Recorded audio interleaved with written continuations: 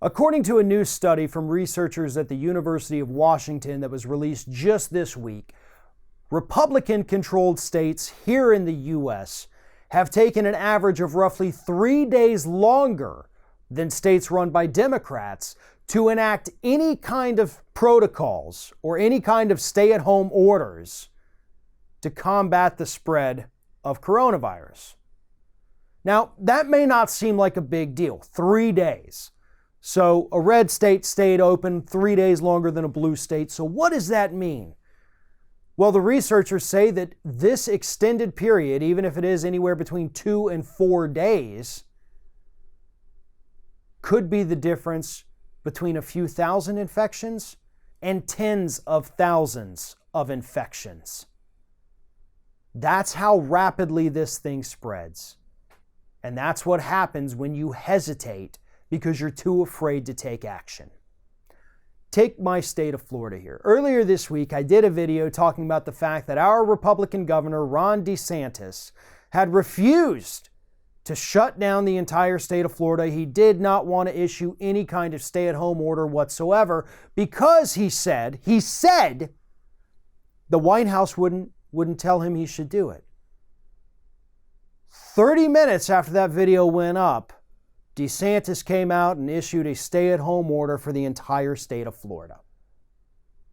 And he told us in his decision-making that I spoke to the White House and they finally agreed that this was the right thing to do. So this wasn't even DeSantis' decision. This actually came from the White House. Because as DeSantis clearly told us on 2 separate occasions in the past week, he's not going to do anything if Trump doesn't give him permission. And the same is true for all of these other Republican governors who are taking too long to act. Texas, they don't want to do it if Trump doesn't want us to do it. Georgia, Mississippi. All of these states are terrified of taking this crisis more seriously than the President of the United States, because then it puts them at odds with him. And even though, now this week, he changed his tune, he sounds presidential and serious. No, the guy understands that he screwed up. He can't admit that he screwed up. And so he's just going to pretend like he never screwed up in the first place. That's what we're dealing with now. But these Republican governors refused to do anything for days after blue states were like, nope, screw this. We're not going to let it happen here. We have to curtail this. We know what we have to do. We're listening to medical experts, not the moronic president.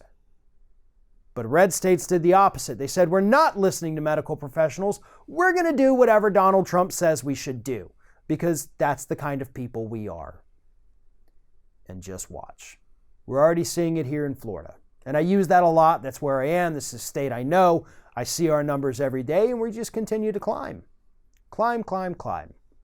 And it's because we didn't shut down. And we let the spring breakers come down here and bring the virus with them, and the healthy ones got to take it back with them. And that's going to spread to other states too. We're going to see it in Georgia and Mississippi and Texas and several other red states throughout the country as well. The blue states may have gotten hit first, but the red states, because of their refusal to act, are about to be hit even harder.